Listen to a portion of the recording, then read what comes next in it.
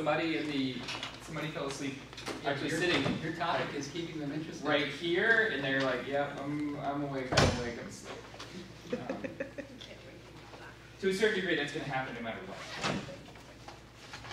I just realized. Yeah, I would think statistically a certain percentage are just going to be asleep the whole time, anyways, and I think that's okay. The goal, though, would be to have more awake than asleep.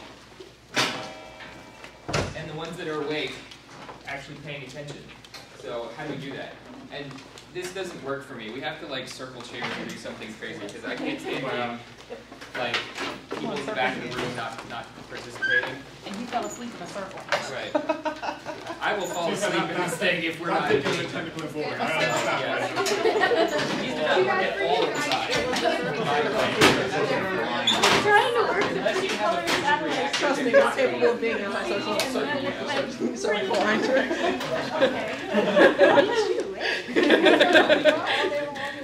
We should just sit together as a pocket of badness. Actually, let me take that one. And then we'll pull two out from that room. Okay, you know what's the left-hand one? No. Nice. I saw it is. You're rolling earlier. Martha's going to replace Emily as my new best staff. You can understand. Are you going to go out to I think you see a sunspot right now. Well, let's go check. I don't even know what to think about this microphone here. See what the sun looks like. I'll hide behind the microphone. I got to be in the SDO MOC yesterday, Mission Operations Center yesterday. Absolutely awesome. I'm sure someone will come in and tell us whether the computer can see things. You can see the backs of people's heads. Exactly. You know what? If people were really engaged, they would be here. We're not there. But you are here. I am I think here. you're the See, one that's blocking the him. biggest thing. And you guys are here, which is exciting. Wow. So, engaging the next generation of explorers. I think we have some cool people here. Does everybody know who is actually involved in education outreach programs right now? All right.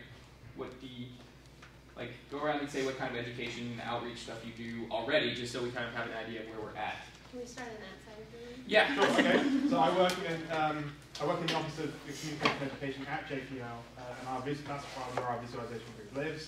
And it is our group is about trying to make the very best interactive 3D visualizations we can of missions, of data, whatever it takes to explain what we're doing. I only moved out here about 14 weeks ago. When I was back in the UK, I was not in the space industry, but doing a lot of lectures at astronomy societies and schools. I'm going to try and start doing that over here, but it's taken a while. You go. Oh, I just do my own little personal space. I'm a writer, but not to the public. It's more for the engineering community. But the public does have access to it. So anyhow, you guys, that was not very descriptive. It was not. Sorry. Who do you write for? A division within the Office of the Chief Engineer. It's called the Academy of Program Project and Engineering Leadership. So the other Apple. Yeah. So mostly we tell stories about projects as they're being built, missions as they're being built. So how do we get, what went wrong with Hubble? What happened with Kobe? How do we get that off the ground after the shuttle, after Challenger? So I think I mentioned in one of the talks earlier that missions need to have stories behind them to make them more interesting. So I'm part of that, but a lot of the writing that I end up doing ends up being technical. So anyhow, we'll keep going around. I'm going to write down just things that I hear.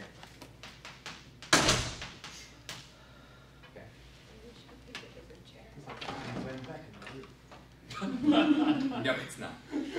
Totally crashing. Well, you're obviously the people that you're a representative of the group that we're trying to reach. So you're the next generation of explorers. So we'll come back to you. Unless do you do outreach? Do you do stuff where you teach science to the kids? He tries to. No one wants to listen. And that's the hardest problem that he's coming into, is that no one shares the same passion that he does. So I work at Northrop Grumman Corporation.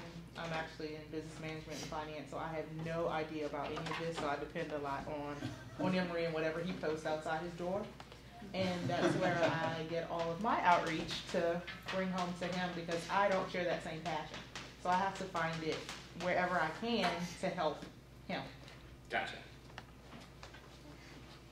ladies in the back, do you do education and outreach work?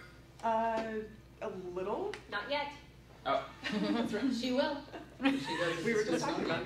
that. okay. I do. I volunteer at the Smithsonian, the Air and Space Museum at the observatory once a week. So, but yeah, I was just talking to Aaliyah about maybe doing You some do more. the solar telescope, right? Yeah. We ought to partner and have like SDO at the solar telescope. Oh, Maybe yeah. over. That would be fantastic. Well, you guys already have a great exhibit inside the museum, but to bring it out would be perfect. We can do that, right, Martha? Yes. So I'm assuming that, do you all work with SDO? Is that the? I don't, no. I work with the astrophysics division at Goddard, so I do primarily informal education as opposed to classroom education. I do help create after-school programs, Girl Scout programs, to help kids learn about the universe outside the solar system. And my job sounds a lot like hers. I'm the deputy lead of our EPO group at the astrophysics division at Goddard, and my focus is actually outreach. So I do our new media efforts, I do our podcasting and our blogging, and then I do completely public outreach projects. So planet walks, we do family science nights, we do stuff like that, and we do partner with the SDO people. We like them sometimes. Not all the time. Okay. I am the public outreach lead for SDO. So my big projects are the big SDO projects, so Exploration Station, Astrozone, making science cool, making people feel like science isn't something that they can't do. So those are our big projects.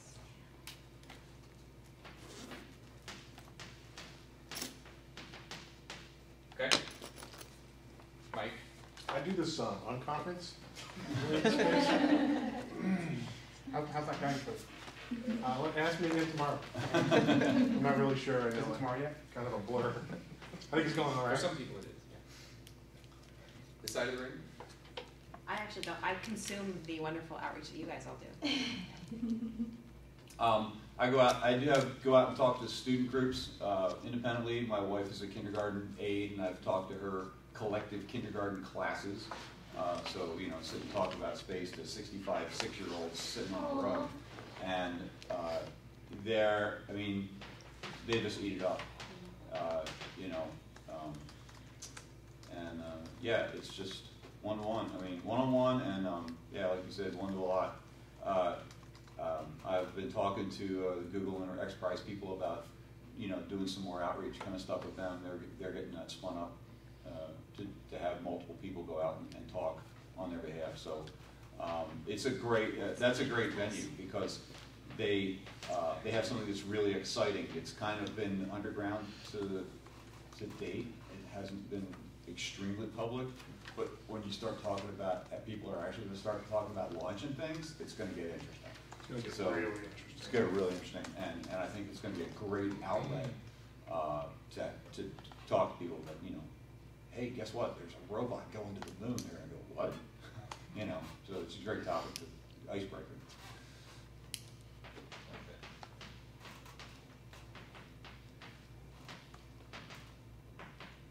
All right. Yeah, I'm mostly just a consumer of this outreach, apart from occasionally badgering my friends and coworkers. I host stargazing programs at one of the parks in Montgomery County.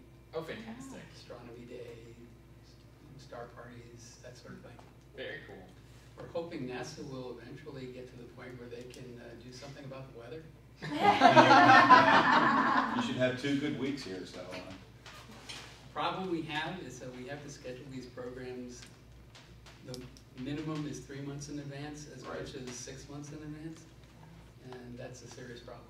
Just say if there's anyone who would like NASA to control the weather, it's NASA themselves. Yeah, absolutely. The tweet up was a good example of that. Exactly. Like we wouldn't, Snowpocalypse. we didn't want that snow. Or was it Snowmageddon? Well, you know. Yeah. Since I escaped DC in the middle of Snowpocalypses 2 and 3. I'm going to move my seat because I feel weird with you behind me. Oh.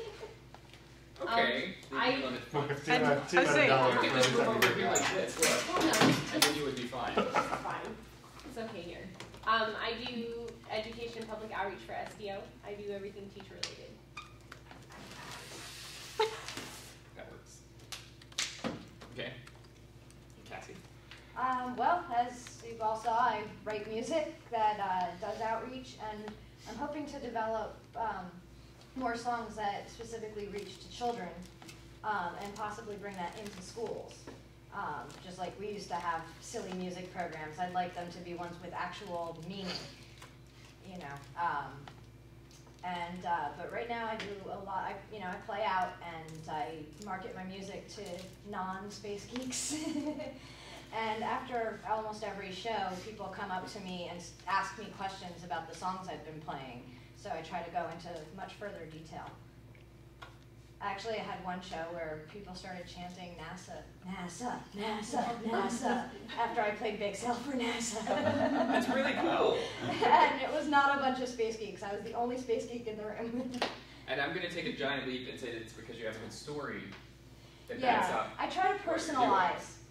That's what I try to make it like personal, like where make people realize this affects you personally. It's not just a big government program. It actually affects you. It's not just that you're putting money into it. You're getting something out of it.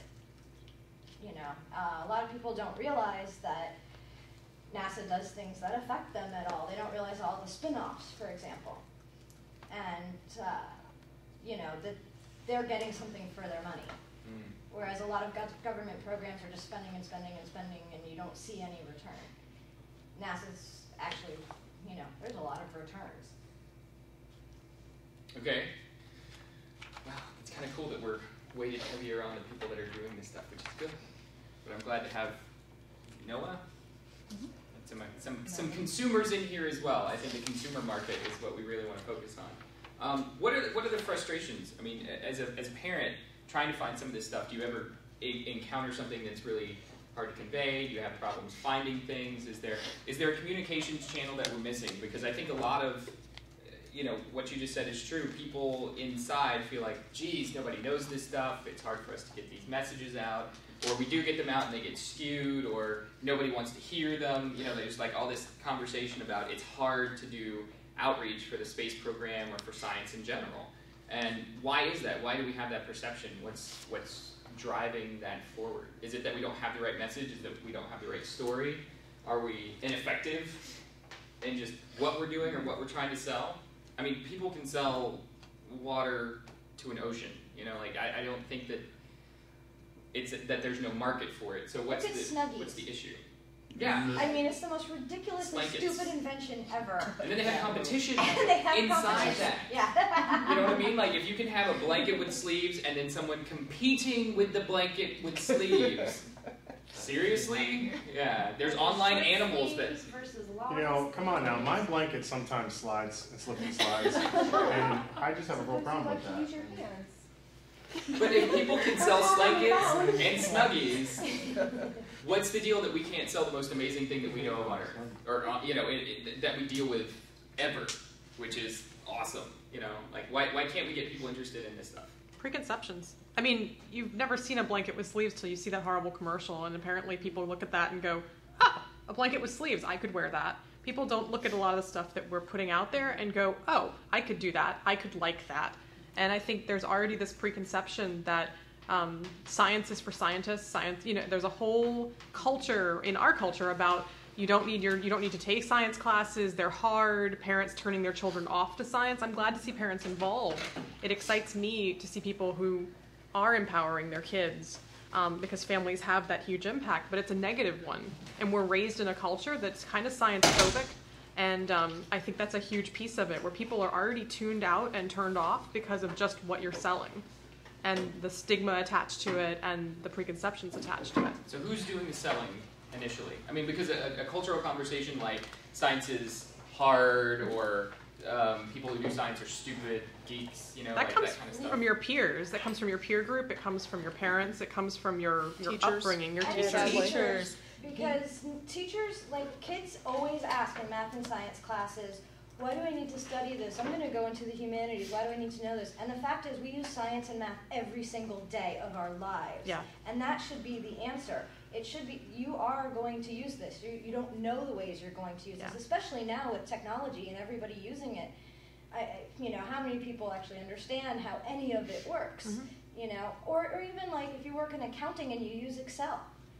You know, that's actually, you use some pretty advanced math in that, and people don't look at it that way.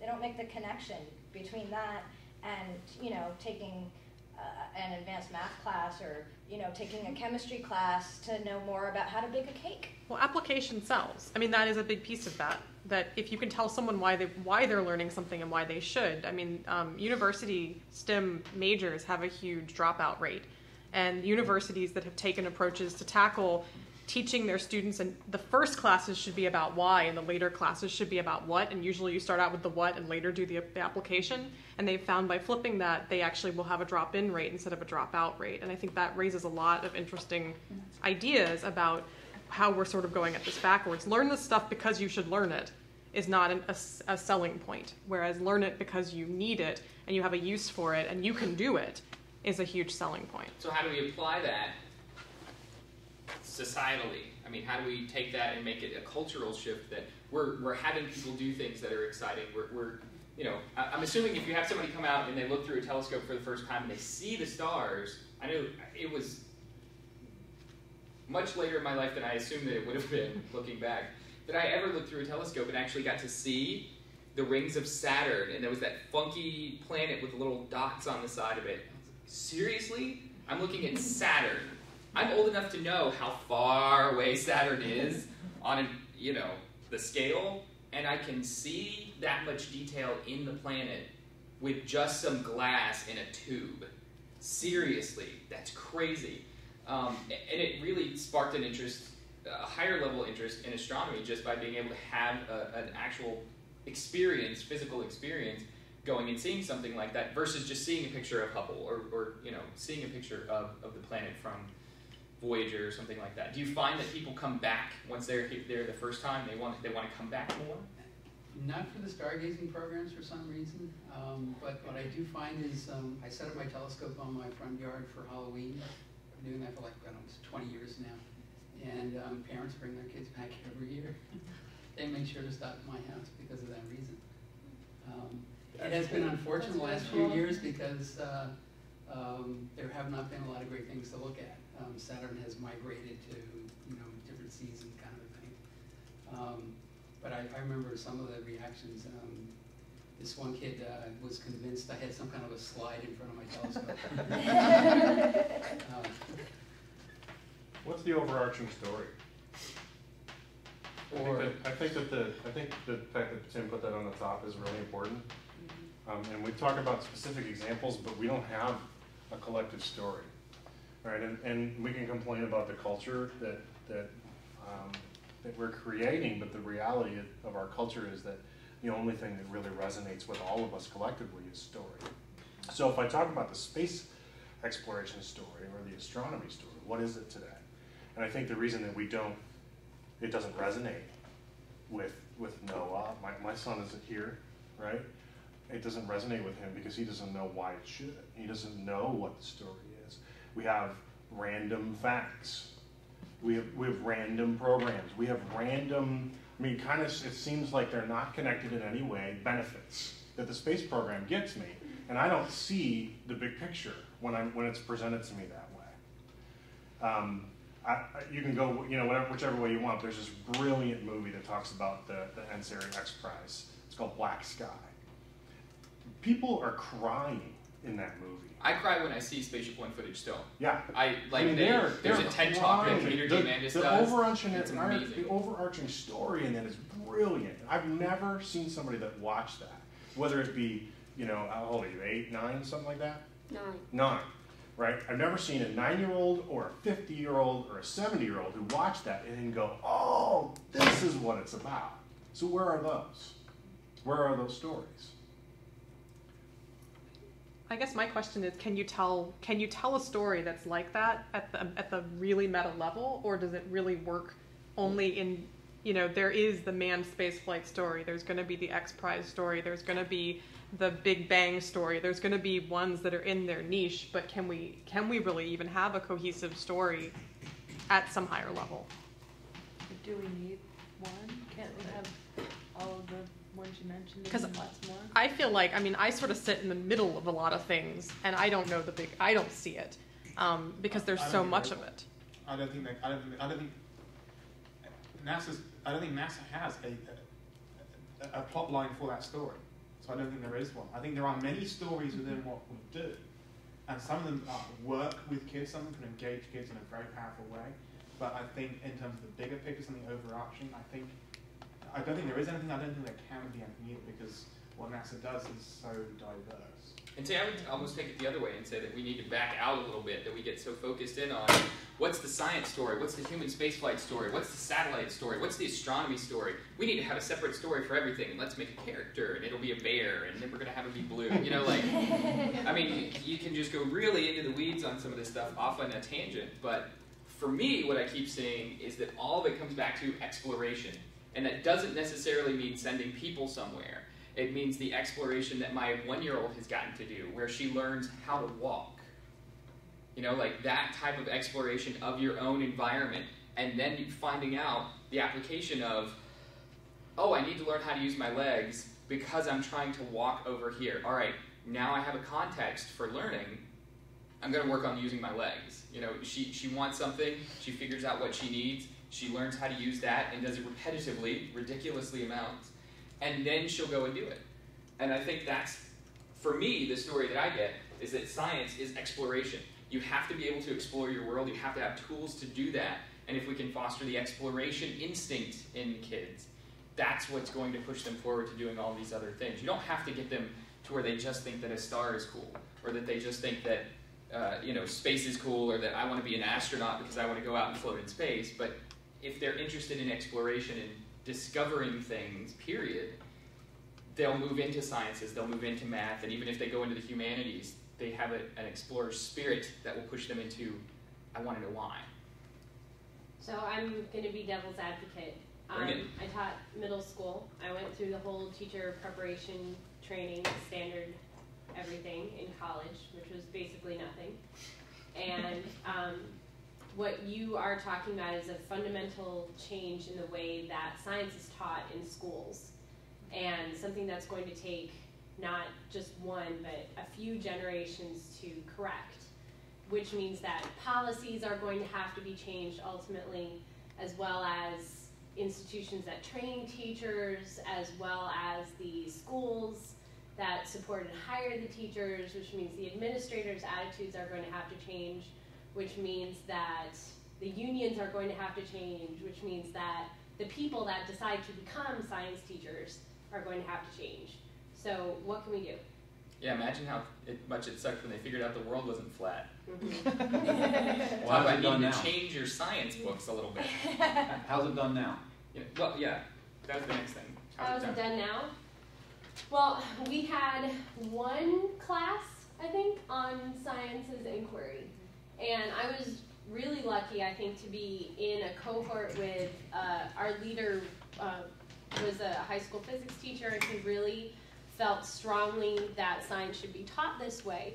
But there is such a fight between how do you combat standardized testing, where the kids need to know facts, and the way that we feel that science should be taught, which is exploratory. So, you know, for middle school, the way I approached my classes was that for that age group in middle and elementary school, the facts that you learn are far superseded by the concepts that solidify in your mind and how ideas are built. And if you go in and you try and teach the facts through memorization and, you know, notes and all that, it doesn't really matter how well they do on a test. They're not going to learn the mindset that's required for scientific literacy. But the way that science is generally taught, because inquiry takes a whole lot of work.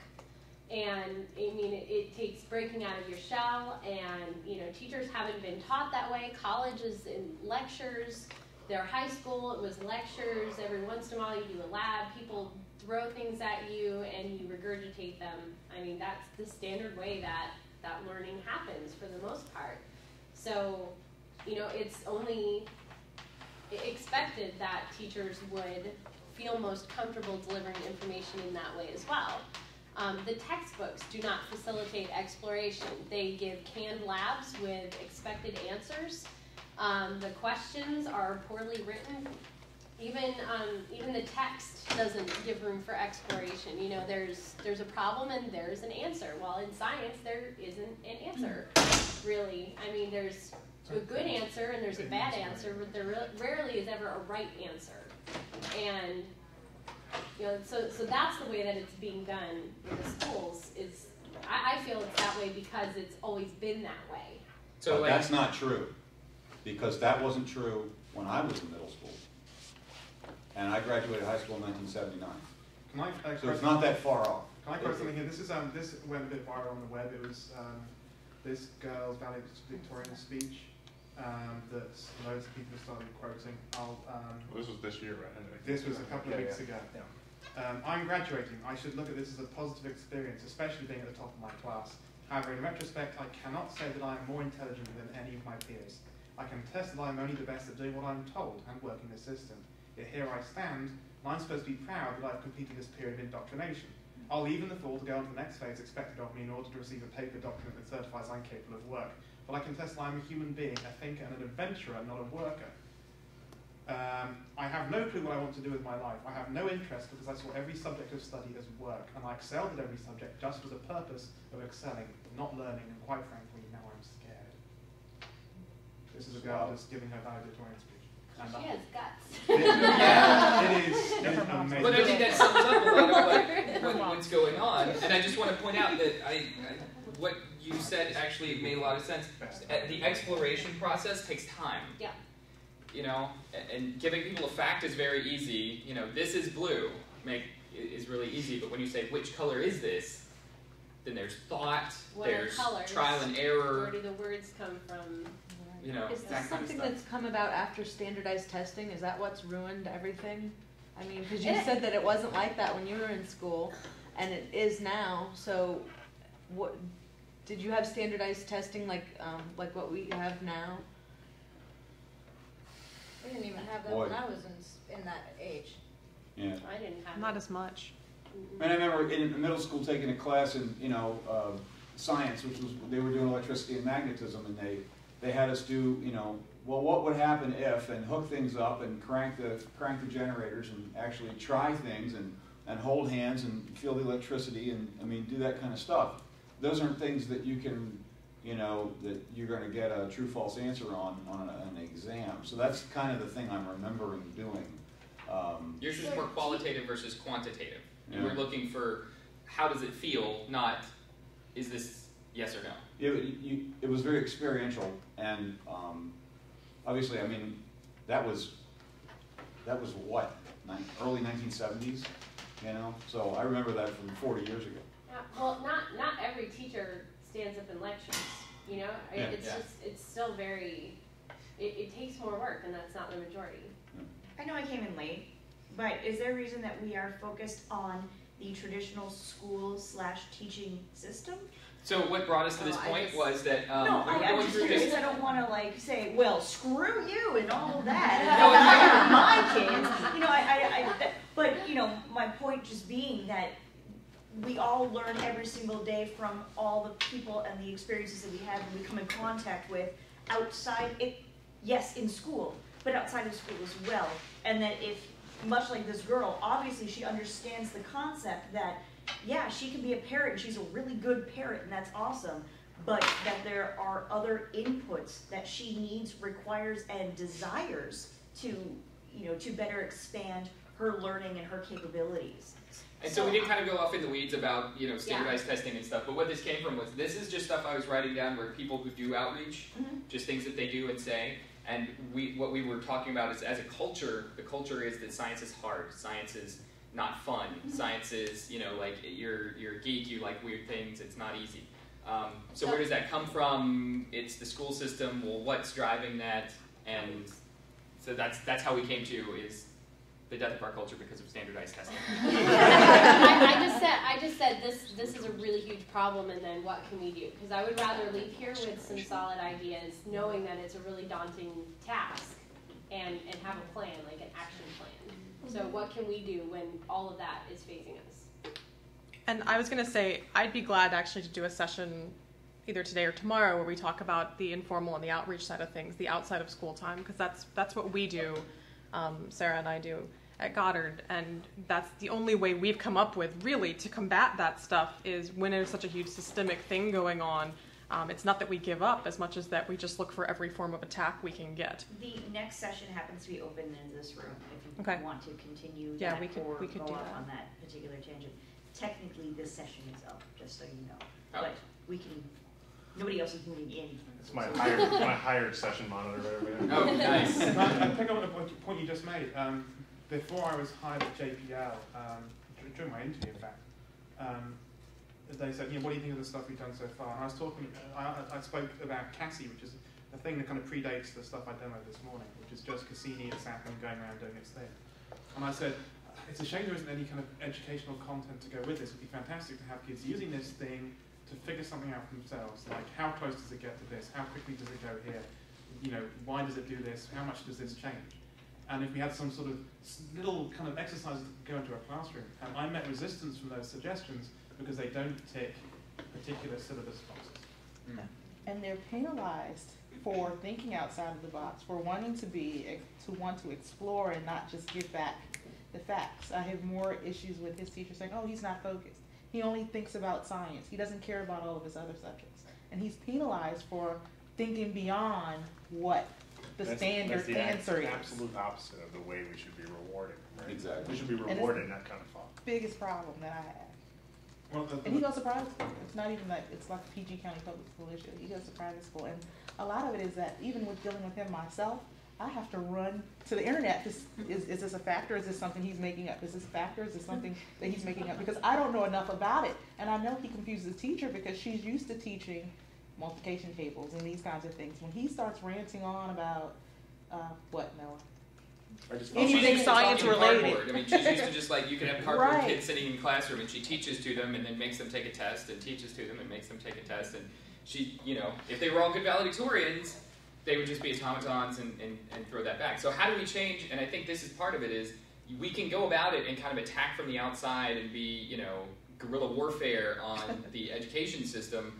And I think we have to do that anyways. And even with a perfect education system, I wouldn't want to cut out any of the EPO stuff that's been going on, and I wouldn't want to deny people the chance to delve deeper into something that they love.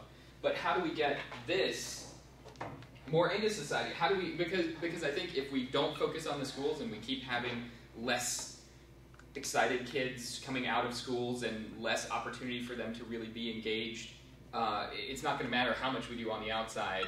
Their core learning environment is going to choke the life out of them long before that comes up. So how do we get this stuff? How do we get them to be excited and effective? How do we, and I know there's an electronics versus an in real life personal experience that you can go and do that makes a difference to where they're empowered to go out and participate in something. Is it just that we need more icebreaker activities? Is it that we need more time in the classroom? Is it that, is there one thing that's just really screwing everything else up? And it's cascading, or are there multiple things we really have to end up focusing on? Yes, Mike Grunwald. I'm going to think outside the box, so don't penalize me. I was just thinking that it would be really cool. At some point, the Discovery Network made crab fishing freaking awesome. Right? I mean, these guys just pick crabs out of a pot. And it's about story. It's about the human element of it. It's about their struggles. I mean, these are not the brightest guys in the world, but the show is really compelling. I mean, really compelling, right? I was really upset when Phil died. Okay? Yeah. I was. Oh, yeah. He's a crab fisherman. I eat the stuff that he catches. Right? Crabs are awesome. But that's about that. It's about that story. Can you imagine if half of the effort went into that of telling this next space shuttle launches story? What if the producers of Deadliest Catch did that? What would they say? What would they do? What part of the human element would we resonate with, right? That's the kind of thing that would get everyone involved. What do their wives think? What are they worried about? Well, what I hear is that that's the Time magazine articles that they used to have, where Buzz Aldrin's on the cover in his Corvette with some hot chick that's not his wife. Sitting there next to him. And like, oh no, that's a reporter I'm talking to. You know, but Yeah. you know, like, it's exciting, it's interesting, but I mean, is that what we need? Do we need crab tabloids? fishing, right? I mean, this is, and we're talking about crab fishing versus going into freaking space. So why? Which is also a more dangerous job. So, The Deadliest That Catch's means- there you entire go. thing is saying this is the most dangerous job in the world, but it's not. So, Well, but, it's well, it on is. world. Well, on world. But it's like the most dangerous job you can have. And the thing is, that it seems like that angle has been really effective. And what's funny is it's like we have a fear of making being an astronaut seem dangerous. Like it seems like there's actually a fear of letting Yeah, who that decided that information safety be first known. was a good idea? There's nothing Government. safe about going into space. Discovery right? So it's not- knows about space. When we left Earth, that series of it was actually really quite good. It was. So they know about space. So when they decided to make another fly-on-the-wall documentary series, why the hell did they go to fishermen? Because they don't have access to space. I mean, like, that's my... Right. I bet you, PAO, if Discovery said we want to do a series about some astronauts, would they say no? Not to the kind of access that they It were depends. given on when they went to Phil Harris and said, we want to film everything 24 hours a day, and you don't get to decide what goes in and goes out. The only time that they ever decided is they asked when Phil died, they asked the sons if it was okay if they aired it. It was the only time. But other than that, anything goes. You're not going to get that kind of access at the vehicle assembly building in Florida. And you have to watch this. I've been behind the scenes on some reality shows, and they do really run from, we're going to just have the cameras on you, and we're going to put what's there on, and I've seen them where they redo a take 3 and 4 times of reaction. Right. You know, hey, guess what? Ah! Okay, wait, now we gotta do it from over here. Hey, guess what? Ah! And like, you know, there's 2 ways to do reality television documentary style shows. I'm not saying that, you know, Greatest Catch and Biggest Loser or you know, Survivor or something like that it can't be done, but I think there's, to be fair, NASA PAO is probably afraid that it's going to end up being more like The Real Housewives or, you know, Jersey Shore or something like that, where they end up being more character than they are themselves. But a brief example, it's a series of 4 vids that the Mars Outreach JPL did earlier in this year about parachute testing for the next Mars rover. And these 4 videos were at the 150-foot wind tunnel, trying to throw this parachute out.